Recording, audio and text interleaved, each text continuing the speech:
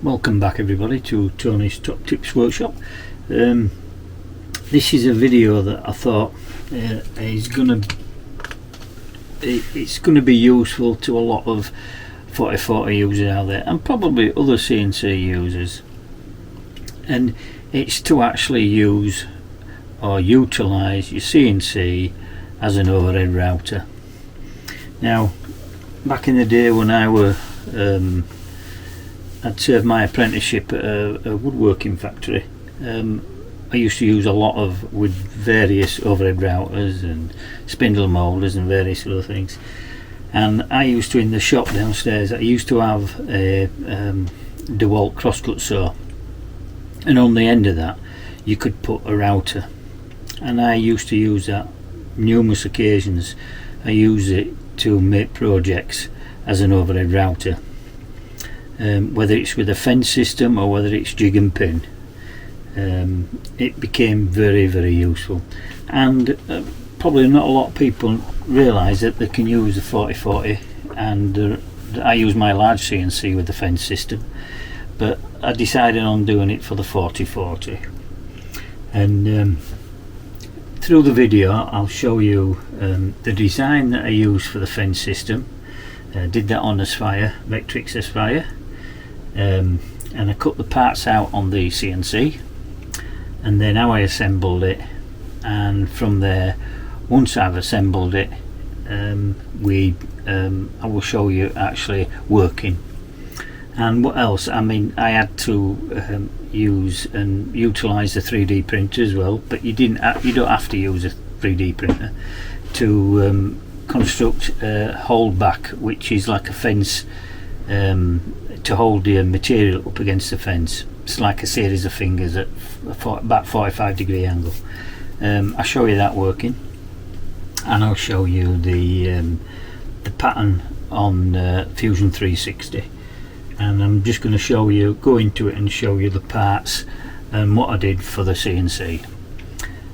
But remember, what I'm going to show you in this video, I haven't seen another video out there for it, and you soon realise that the CNC can be used just more than a CNC, and the capabilities of it. I only have a 500-watt spindle, so obviously the number of passes I have to make on material with a cutter is a lot more than probably what you would do with a good 1 horsepower router. But it doesn't make, you can still use it. Don't matter how many passes you have to make safely, you can still use it. And it just turns the CNC into another useful machine or tool for the workshop and for the DIYer and what have you. So what I shall do is take you over to Aspire, and I'll show you the actual profile and the tool paths that I constructed for the first parts. Okay, so I'll take you over to there now, and I'll explain to you all about it. Right, here we are at the PC. We're in Aspire. I've opened it up, and as you can see here, we've got this is the profile that I've designed. You will need two of these to cut two of these out. The centres from here are the centre is 18mm, which from there to there, and that is for the slots, because the actual board that I'm using on, which was my old baseboard, the MDF one with the threaded inserts in, they're 18mm centres, so 6mm. So I designed it so that the actual locating holes will marry up with these. Okay, there will be two of these. Okay, and then there are another two parts that I will show you shortly.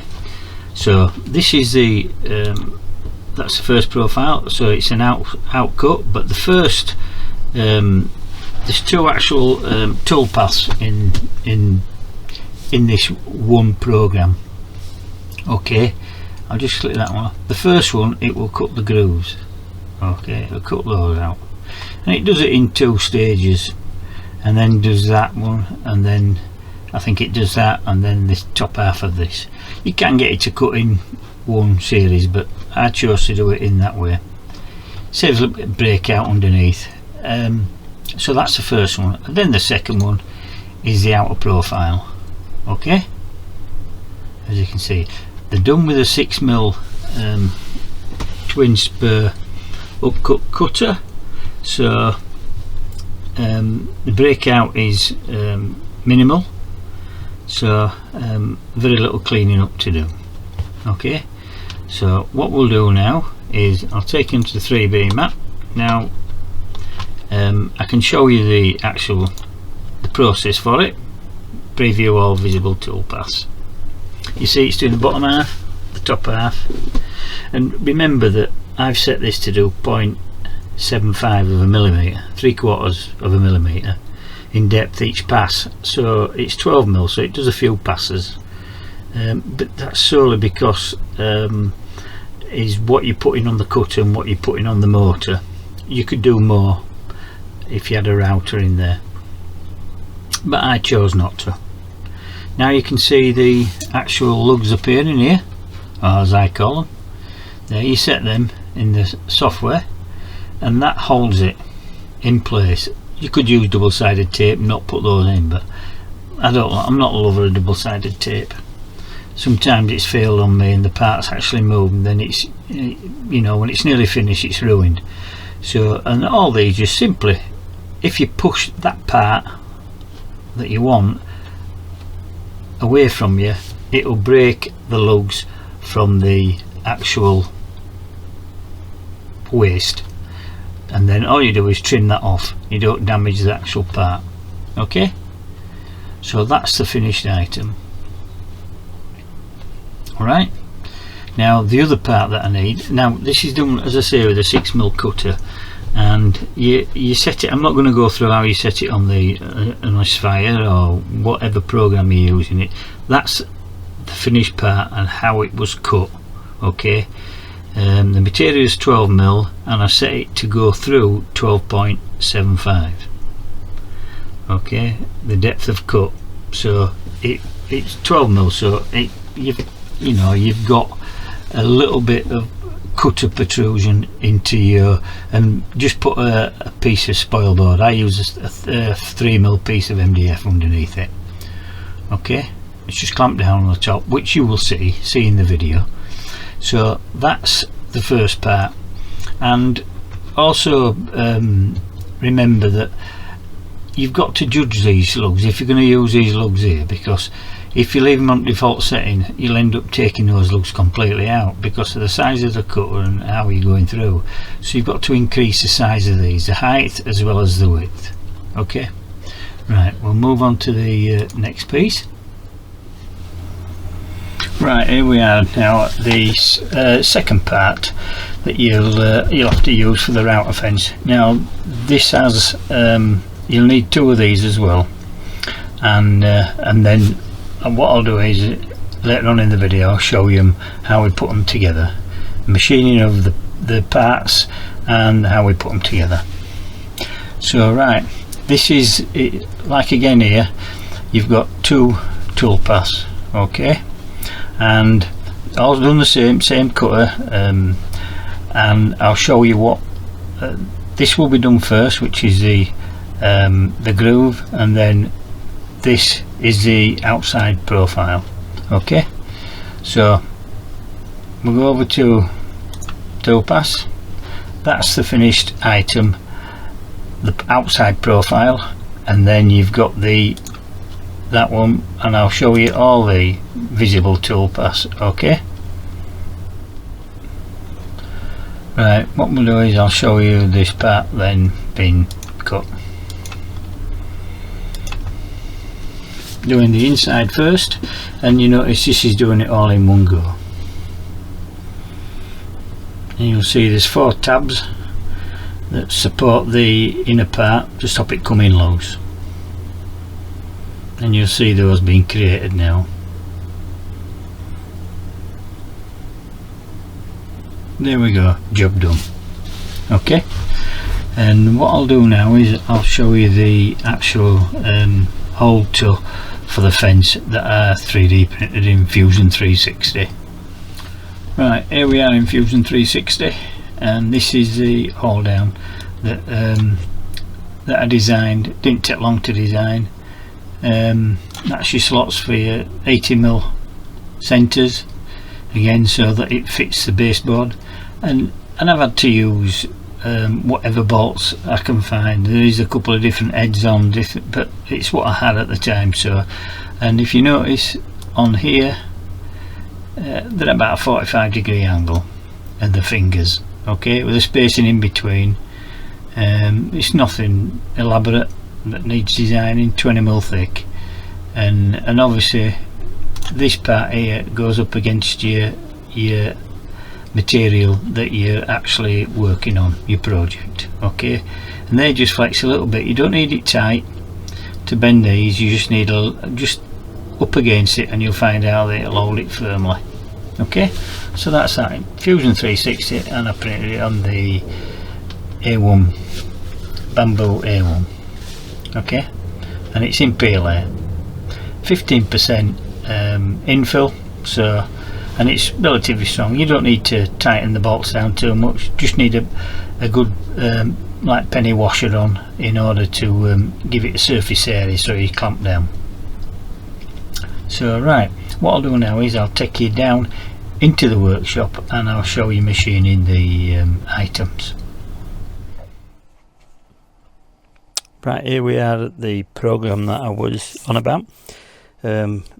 This is actually using the making a fence that we can use the actual spindle or the router, whichever you want, as an overhead router, because not everybody's got a spindle mold or a router table, so you can do this on this machine, and I'm going to show you the fence that I'm making and the way I attach it. So we'll get on with that now. We're just going to touch off, so I'm just going to move the x-axis over a little bit.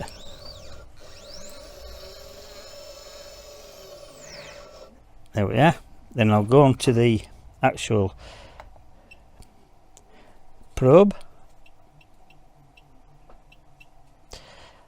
and then I'm going to do a touch off.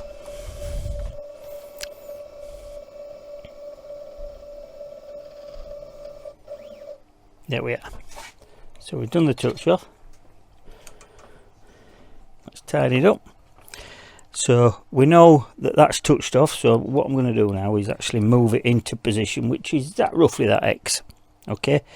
The job is smaller than me, it's just the starting point, okay. So I'm going to move that X across a little bit, so it's roughly in line with that. Then it's the Y, and obviously we're going plus for the Y. Just check that. It's about right. Okay, knock that off. Don't need that anymore now. Pop that on there. Okay, so now we're set up, we're zeroed off. I need to go onto start project, which is, you can see on the offline controller.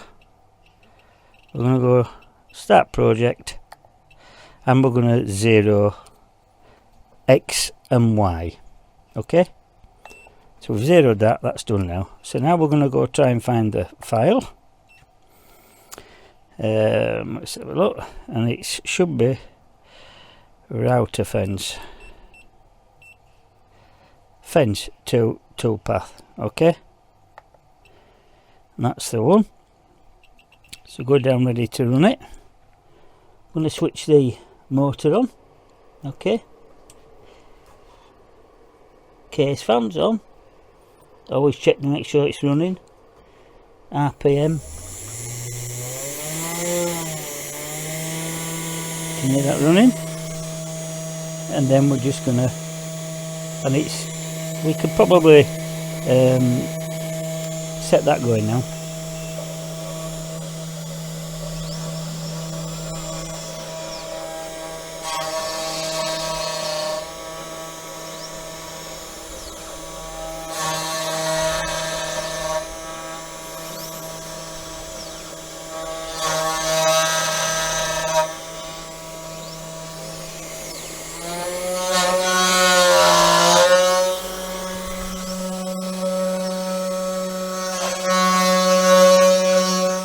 This takes a number of passes because they're not particularly good spindle motors. These are 500 watts, but it's a cheap one. When I first ordered it, it was just to show that you could upgrade to something that's not too expensive.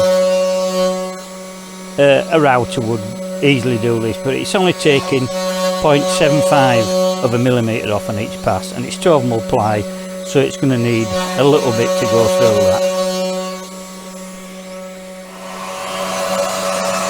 I would normally be running the dust shoe, but I don't want to do that because it wouldn't show you it cutting then.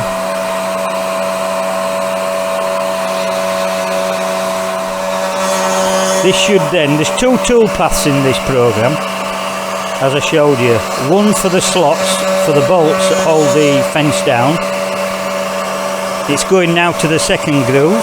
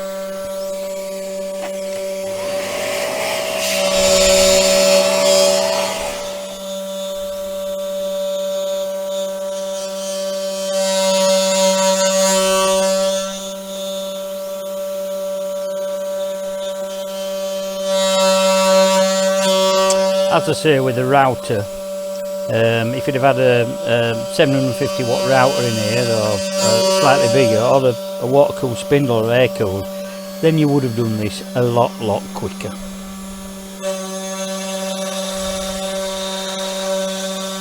This is doing its profile cut now.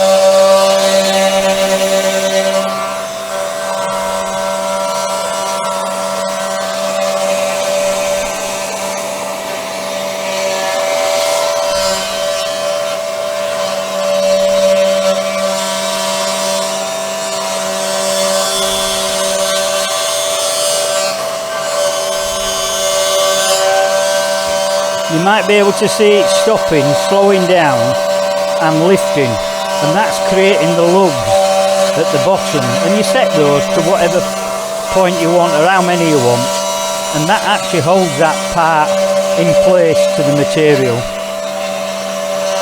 You could use double-sided tape and then and have it cut all the way through, all the way around.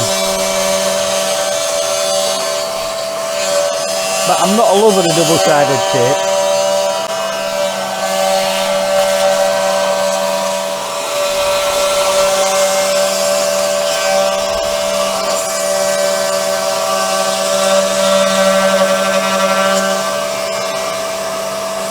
Here we go.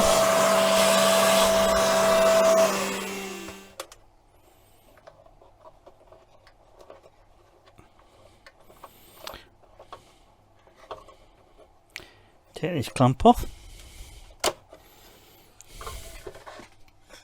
Now, what you can see there is, I'm hoping you can see that, is you can see the light through it. You see my hand, and you can see the lugs that are actually in there. You see that? There's 1, 2, 3, 4, 5, 6, 7. Okay, you put them in where you want in the program. That holds that in place. You no need for double-sided tape. Okay, and then all you simply do is cut that off with a Stanley knife, of which I'm going to do that now, and I'll show you the finished part. Right, we're here now. This is all the finely cut pieces from the CNC. As I showed on the previous earlier on the machining, that's one part cut. Okay, that's one, and I cut another one because you need two for this, and these are the second parts. Okay, now you can't make that fence, that piece of timber there, you don't want it too long and you don't want it too high, because that can restrict you if you send the machine to home position accidentally. You don't have to home it when you're using it as a overhead fixed router. Okay, and I machined this on the CNC. I did two of these, one for the left, one for the right. There is a groove in it for the bolt to fit in, and a washer at top. You only need one bolt because it is actually, you'll see in a moment how it fixes to the part that I machined earlier. Okay, so that's the part. There's two bolts, and underneath there is a nut that is glued into the plywood. Won't come out, and it doesn't need that much tensionite. That then fits into there. Okay, that screws in. You don't have to tighten it right in at this stage, you can do that what's on there. Okay, then this, I've got my centre line down here as to where I want to position it on the machine. You're not restricted to that, but you'd have to go 2 holes, and it'd have to go between the 2 sets of holes. Okay, so using the existing inserts that are on the other side of the original table, there's 2 of these. I changed mine for a T-slot, but if you've got this table on, you can easily use this direct. Okay, they'll slot on there. Just roughly line them up. Okay, leave that loose for the time being, just tighten it in a little bit more.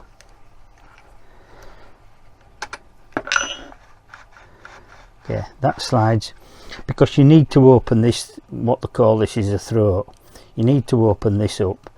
It needs to be as small as possible to stop fingers going into the cutter, and it needs to be able to adjust out to maximum foot size at cutters you're going to be using. That's the same, so we'll put this one on.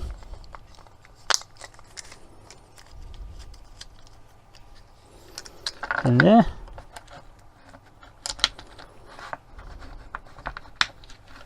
there's no right or wrong way to design it yourself, as long as it does the same. Okay, so I'll lock one up, make sure it's level with the straight edge at the back, but it does allow for moving. I'll show you why in a moment, why you need these to move in or out. They don't need nipping that much, just a gentle twist. Okay, that still slides. Do the same with this, just nip it down slightly. You don't need to over tighten it for the time being. Okay, then what you do is you put these two, you can see that there's a centre line there. You can see there's a line there. So what I've done is I've moved this to the centre, and then I'll just nip this off.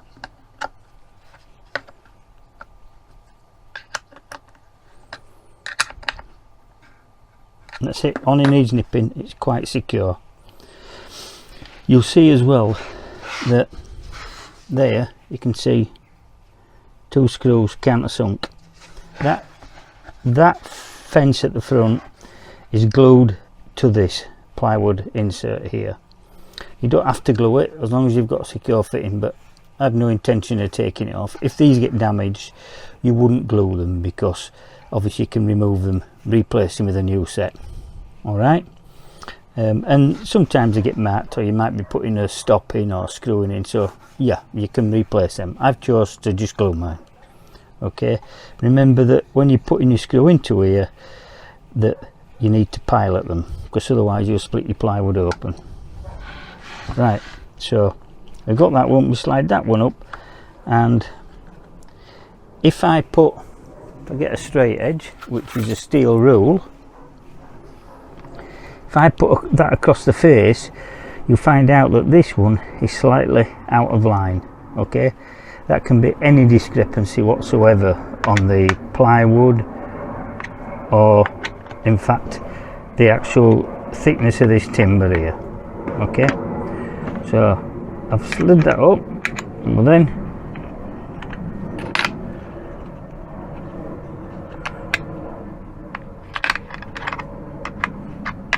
just nip that up. That's solid now. And when you look down there, if I can show you, you'll see that fence, the right hand fence, there's a gap between it, so this needs to be slackened off and moved out so it's parallel.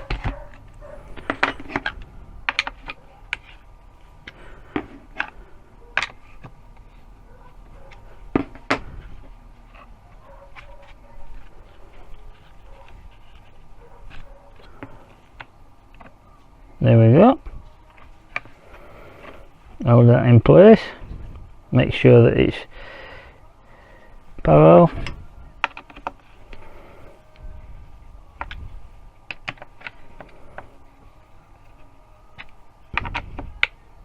There we are, done. So we know that those now are parallel. There's no gap between those faces. Spot on.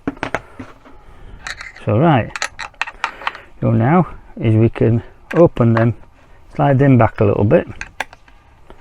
I'm going to show you it fit on the machine, and I will show you why I like this. I used to have a crosscut saw that actually had, you could flip the motor over, and on the other end it actually had a router attachment. So I used to the bed that was it was a fixed replaceable bed, because obviously with a crosscut saw it does get damaged.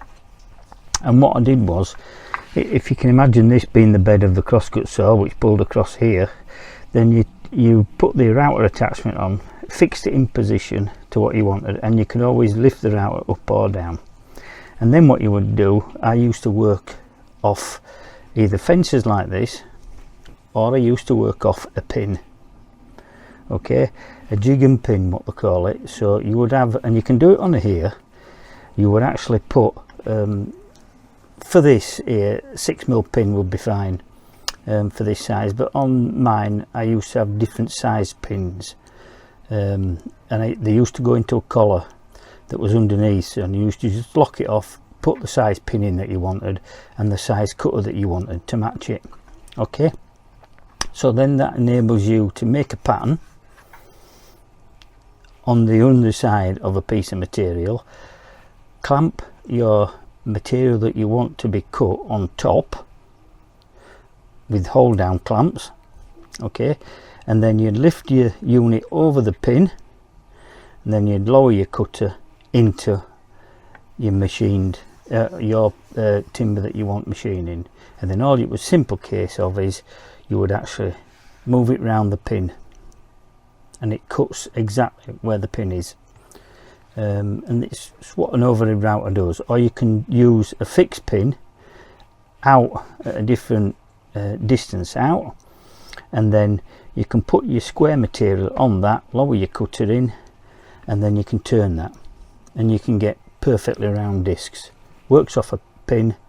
So, and then if you want to put a moulding on the edge, you can put a moulding cutter in, adjust your router to the position you want, lower the router head down, and then turn it in. Okay, and you've got to remember is when you're using an overhead router or any router, you must work at the cutter. That means the cutter must be cutting towards you. You don't pull anything with the running of the cutter, the direction, because if you do, it'll take it out of your hands. Okay, just remember that. If you're going to be, you want the cut, because when the cutter's on the overhead router or the CNC machine, it is actually running, if you look down on the motor, it is actually running clockwise. Okay, so it's running clockwise, so the cutter on this side will be coming towards you. Okay, so that's where you want it. You want it to hit the material and pull it against the fence. Okay, not at the back side, because what it will do, it will pull it away from the fence. Okay, it becomes pretty evident when you see it in working. So this is fixed now in this position, and if you look on the other side, there's two slide bolts there. They go into the T-slot table on mine. If you were using this, you wouldn't have to do that, because this would be secured down. You just fasten your fences down, but this here now slides into my T-slot table, and then I'll just clamp it down, and then I'll show you the router in position. So we'll take it over to the table, I'll put it in position, and I'll show you it from there. Right, here we are at the machine. Okay, so remember, one bolt is in the T-slot there, and the other bolt is at the other end. Okay, that's clamped down, that's firm, that's not going anywhere. This is the fence system. Now you see I've got the cutter actually in, the 6mm cutter that I use to actually machine out the items. So I'm just leaving that in for the time being. Right, here we are with the machine set up. And what I'm going to do is I'm just going to run, I've put a 2-spur cutter in, like a basically just like a worktop router cutter, but except smaller. And I'm just going to put a small rebate in this side. 3D printed a hole back, which is made out of PLA. Didn't take long, not especially on the Bamboo Labs. So that, and I've adjusted the motor down so that it just scrapes. You can just see it scraping past there, and yet that holds it in place. Okay, now what you've got to remember is that you can do this 2 ways for adjusting the depth and everything. The machine switched on. I'm going to show you how to use the handheld controller with this, but you can use the MPG, and you can set it down to the depth that you want, which will be on the Z-axis. I've set the distance in that I wanted, but you can alter that on the handheld controller. If you're not quite in far enough, you can alter that. It's all done manually, is this, and you'd set it to what you want, and then just move it notch by notch until it moves down. But that you've no indication of the depth it is moving. That's the only problem, but you can use it. It's quite easy to use. So I'll switch that to off. But what I'll do is I'm going to take you over to the handheld controller, or the offline controller. I'm going to take you over to the offline controller, and I'll show you what you do to use that. Right, I hope you can all see that now. Okay, now what you do on this is I've manually adjusted the timber so that the cutter's where I want it, virtually just scraping the top of the surface. So what you would do is you would go into the start project, which is there, click on that, and you'll see you've got your XY for 0 in Z.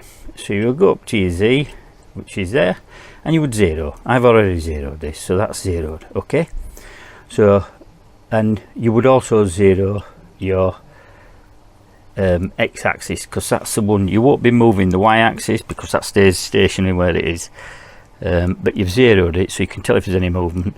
But the x-axis is in case you need to move it in a bit more on a pass, because you're not quite depth enough for the rebate. So then what you do is you go back down to there.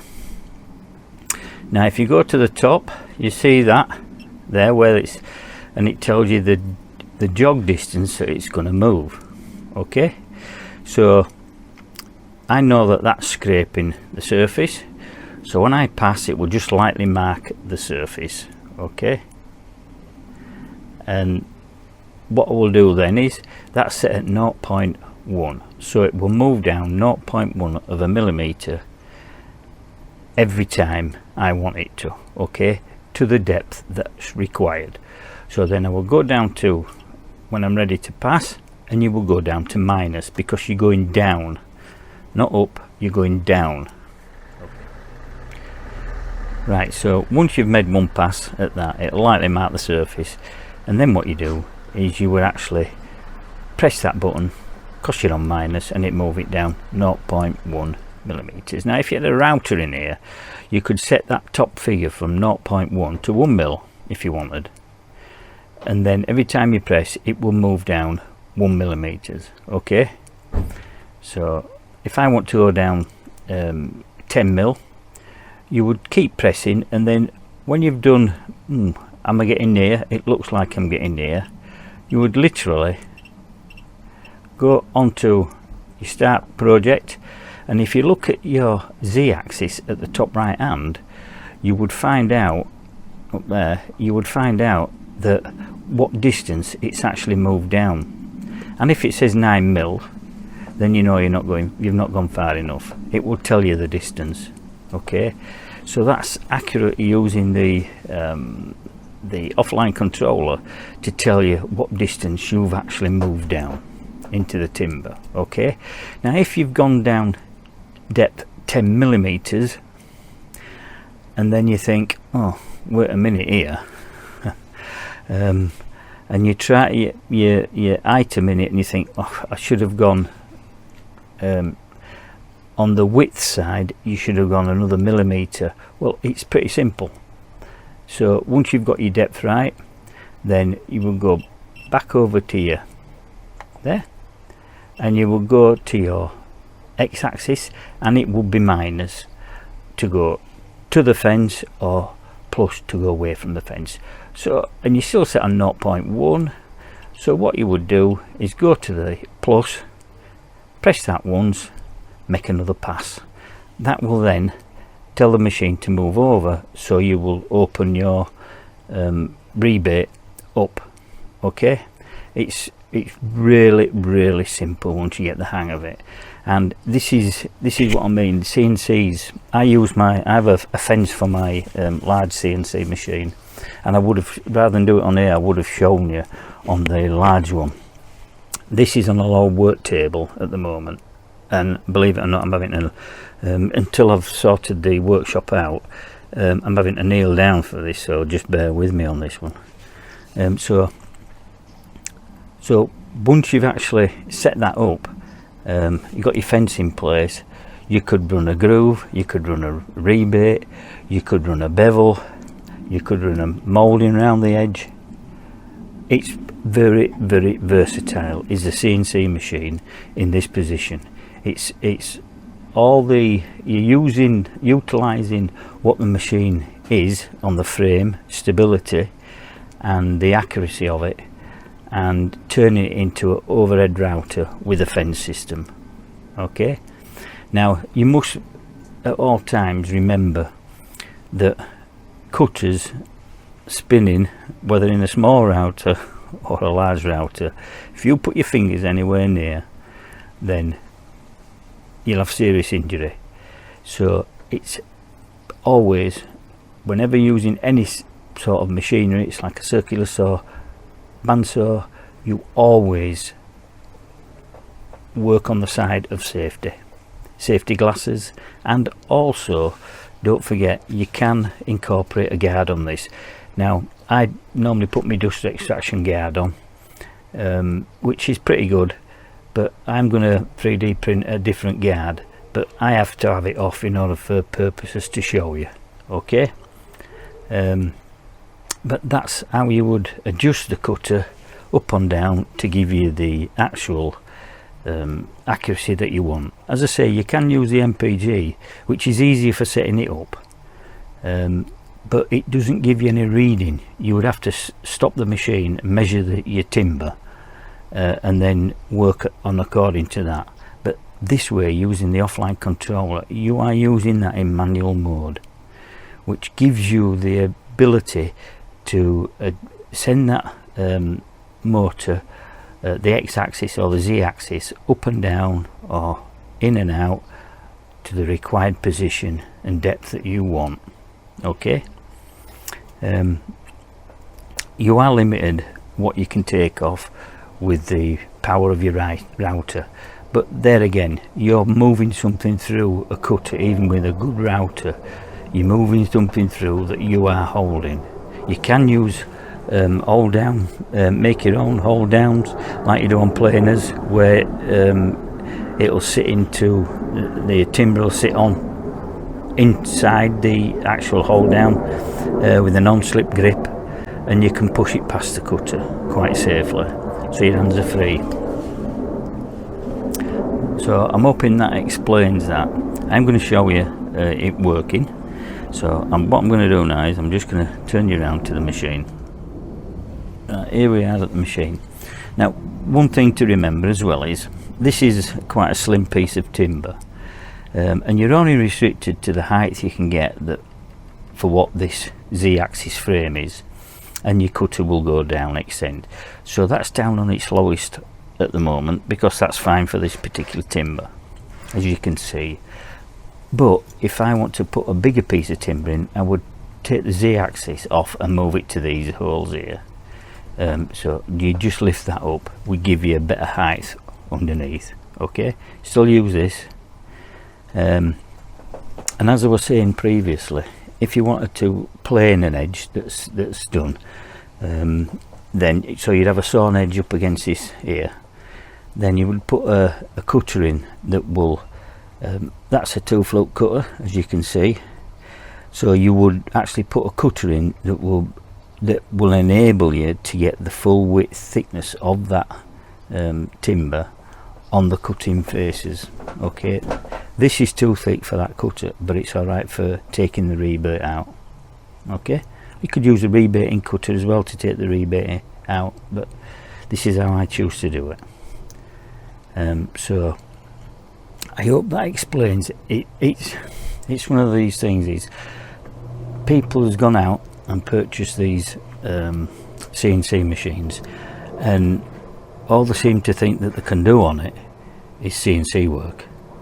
Well, presuming you've cut something out, okay, and then you find out, well, it looked better with a mould on. You haven't got a router, but you've got your CNC. Well, you can use this as the router, except the router's fixed and you're passing the material in front of the router.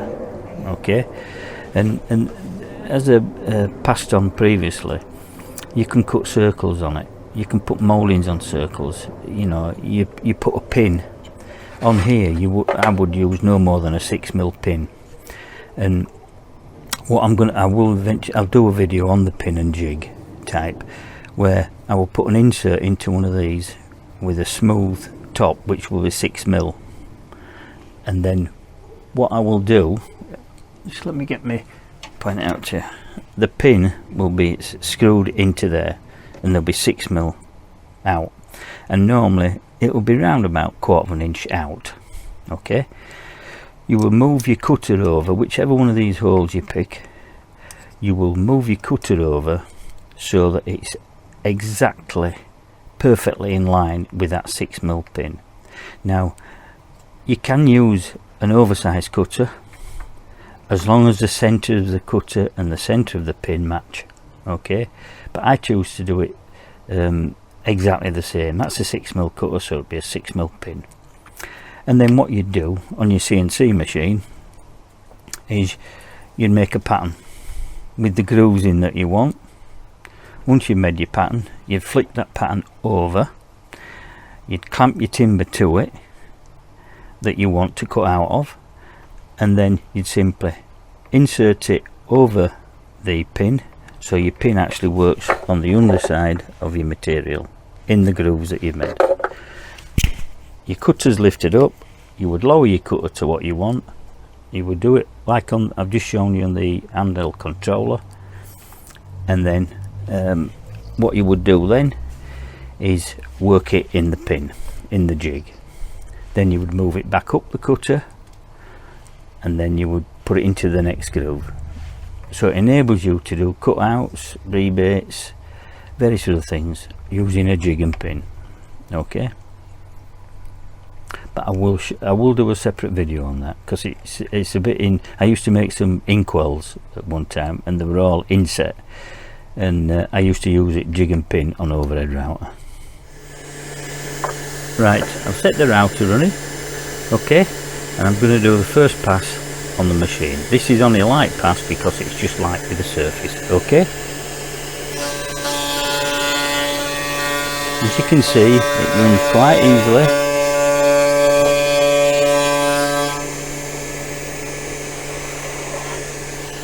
You can see that was out. So then I want to go down a bit deeper, so we'll go on to the Z-axis minus, and because it's at a 0.1 I will just click it once, okay.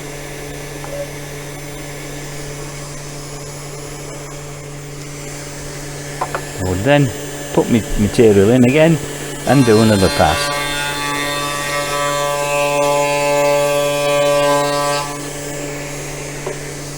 Okay, and I will carry on doing another. You could do 2 and do 2, so that's taking it down 0.2. So you run,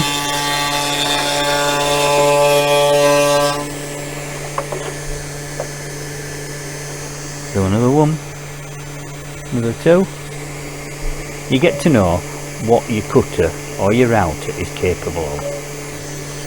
Okay, so I've done 2 0.2s and a 0.1. So when we go over to check the depth on the Z-axis, because we zeroed, it should be 0.5.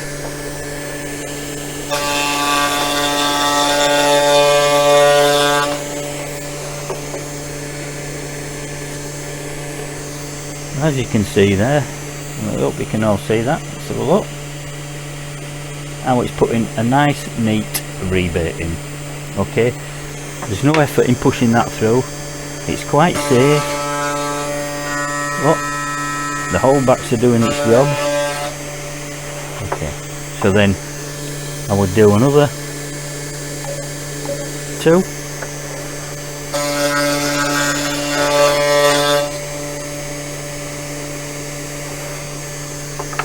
and another 2.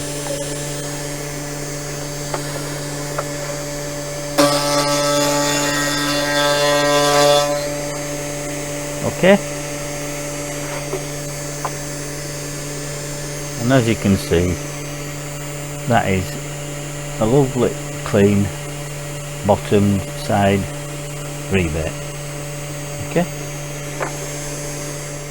And if you look over at the handheld controller and we go to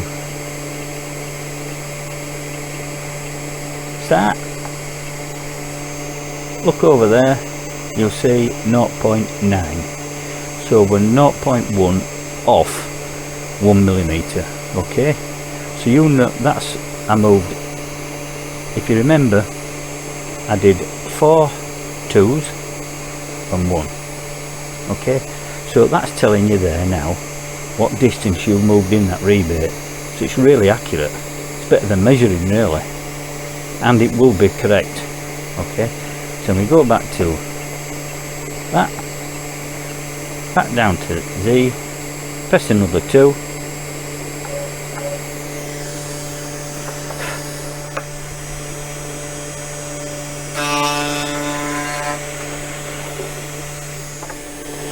right. Now remember what I said to you is we're going by the depth. Now presume you've got down to your depth that you wanted there. Okay, so but you find out that you've not gone this way in. Okay, so you think, oh, I wish I'd have gone in a bit further there. So you've gone down to depth that you require, but you need to go in another 0.2, okay, of a millimetre. It's just a little bit tight. Okay, that's not a problem, because if we go over to handheld controller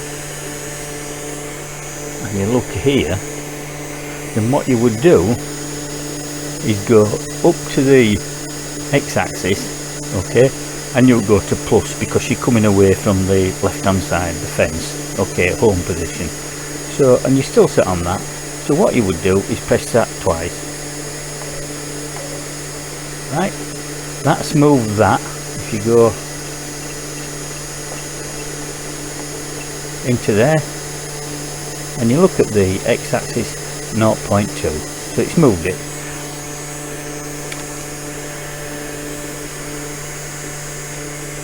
So then all you would do is run that underneath that,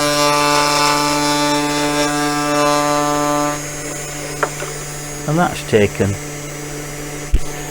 0.2 off this face here. Okay, not bottom, it's just skimmed that, turn it off here, so it's gone in further that way. Okay, it might sound confusing to some of you when you're actually seeing it, but once you start using it, you'll really appreciate the fact that how versatile this small CNC machine is. The number of things you can do on it is incredible. I mean, I only predominantly work in timber anyway, but you know, if you haven't got a router but you've got one in your machine, why not use it? And it's quite safe. Okay, always, as you can see me passing that there, no effort, you don't want to be pushing it through. That's held there, as you can see, but it's flat to the bed, so there's no effort, you're not pushing, you're not like fingers liable to slip off.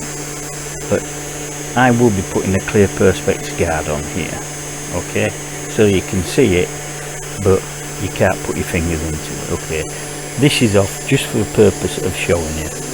Alright, I hope that explains it. And it's something that I felt that there's not a video out there showing you using your CNC machine as an overhead router and the capabilities of it. It's endless to what jigs you want to make for it. Well, that router is in a fixed position, it holds its own, doesn't drop down, slow, step by step. Learn the machine first as the CNC, and then if you want to build a fence system like this, then by all means, you know, try. It's another addition to what you've paid money out for. I hate being able to, you know, buy things and then realise that you can only use it for that particular process. And I'm a great believer in diversifying with.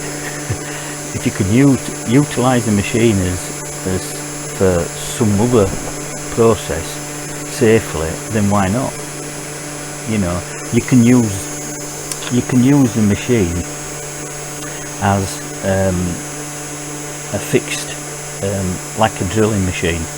You can put a bit in the holes you want to drill, and if you want to drill them different distances apart on a piece of timber, or you want to use it for doweling, then it's simple, because once you've got the cutter in that you want, you plunge it into the depth you want into at one point, and you want it another 10mm on, you just jog that 10mm.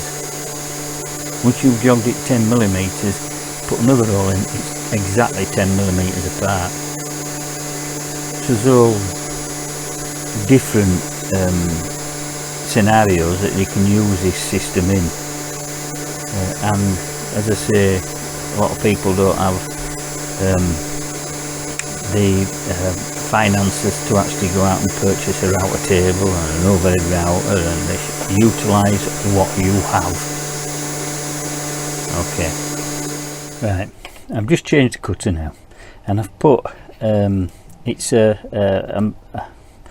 it's what they call a profile cutter for a router, and it's got a flush bearing cutter, flush bearing on there. So if you put it in a handheld router or a trim router, then you'd run the bearing up and to the timber, and then you lower it gradually in, not all at once, and then take bit by bit off until you get the required profile. But you can also use parts of that profile, and I am going to use this part of the profile here, okay, just to put around on that timber. This is what I'll say, if you've got something you want to do and you want to put a mould on the edge, then you can do. Okay, now this is a bigger diameter cutter, and this is probably the limit that you can get onto this 500 watt spindle. It works out roughly, I think it's about 26mm diameter, so it's the biggest I want to put in this. And of course it's larger, you would run it at a lower RPM. Okay, build your RPM up, don't until you hear the cutter working correctly and the motor correctly without labouring. Okay, so what I'm going to do is, that's just set roughly to just scrape past that, and then over at the offline controller we do the same as what we did before. Right, we're over here, and what we will do then is, as I did before, okay, we've moved the X, so we will go up to the X, okay, zero that, then we will go to the Z and zero the Z. Okay, so we've got that. Then we will go back over onto the other side, and we will be only moving the Z axis down at the moment, and see what mould that will give us. Okay, I'm going to switch the machine on now, turn the RPMs down, right down,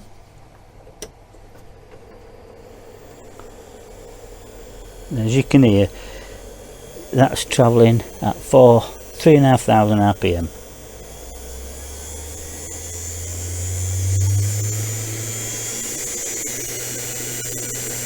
That's up to 8. You should try that, and you can tell when you're cutting. Okay, so we've run that in.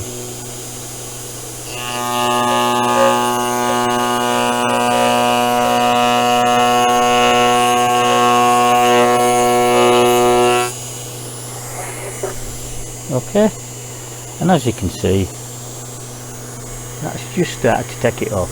We're nice and sweet on the cut, no effort, so I know roughly that cut is working okay at round about 8,000 RPM, probably to 9, but I'm happy at 8. Now we want to actually put more of a round on that, so we would go back to the thing, and I won't take you back on that because it's pointless showing you what, and I would click down, because it's still set on the 0.1, and I'd click it down 2, okay, and then simply pass that in again.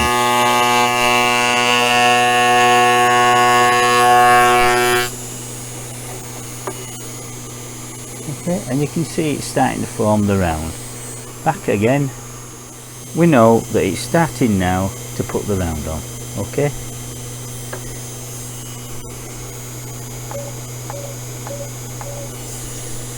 Done 4 this time.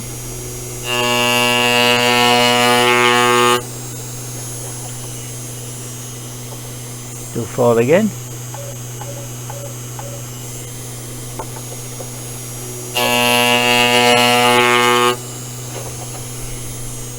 Another 4.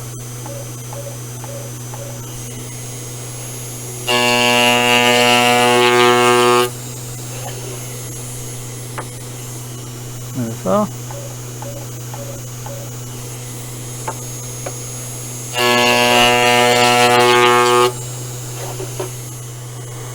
As you can see on that now, it's starting to put a nice round on that corner. Just do it one more time.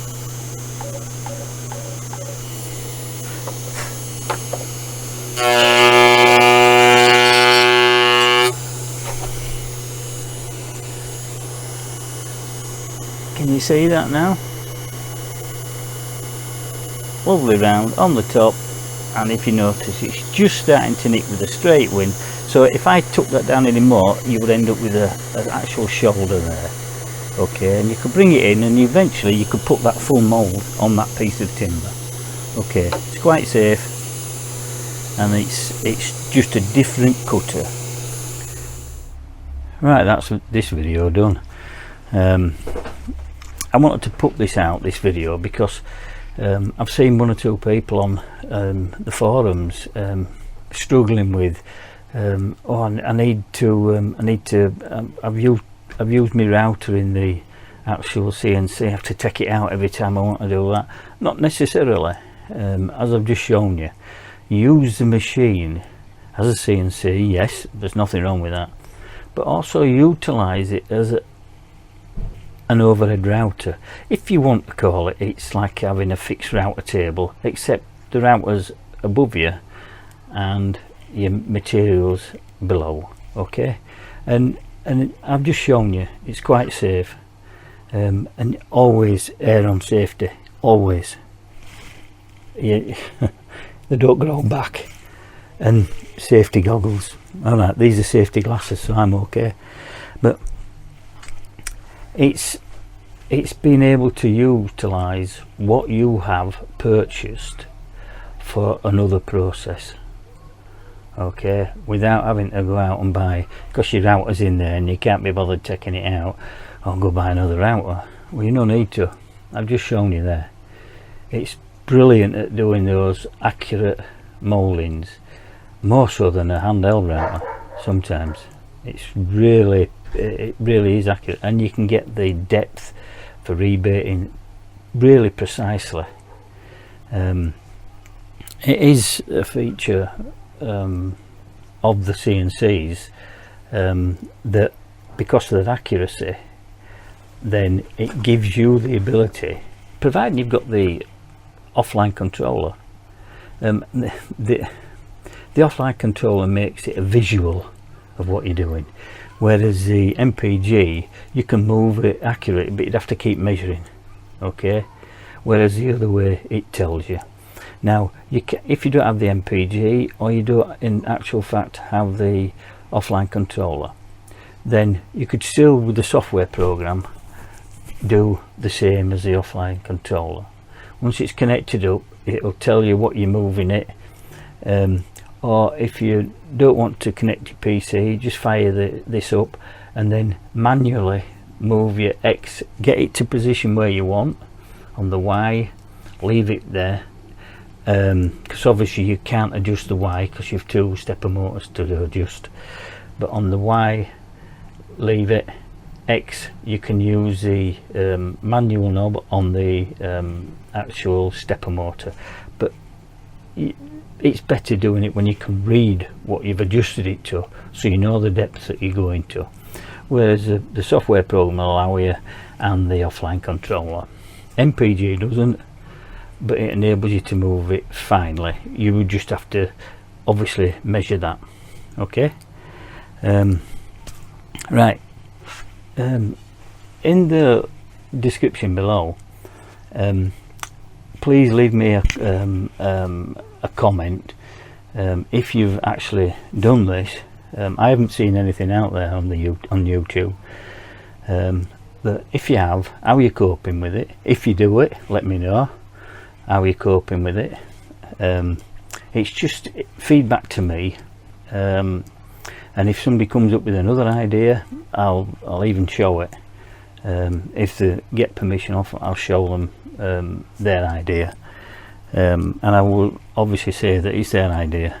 I don't believe in pinching somebody else's ideas. But like and subscribe, it really does help me a lot.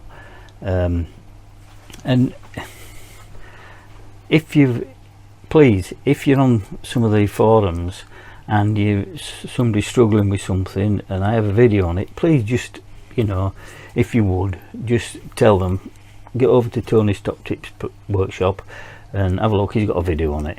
It might just help them, because not everybody searches YouTube for answers. They'll go on the forums. I go on them and I get a lot of messaging back on the forums. The 3D printing, the whole back at the side is 3D printed. Took me about 10 minutes to design and printed it off in about an hour and a bit.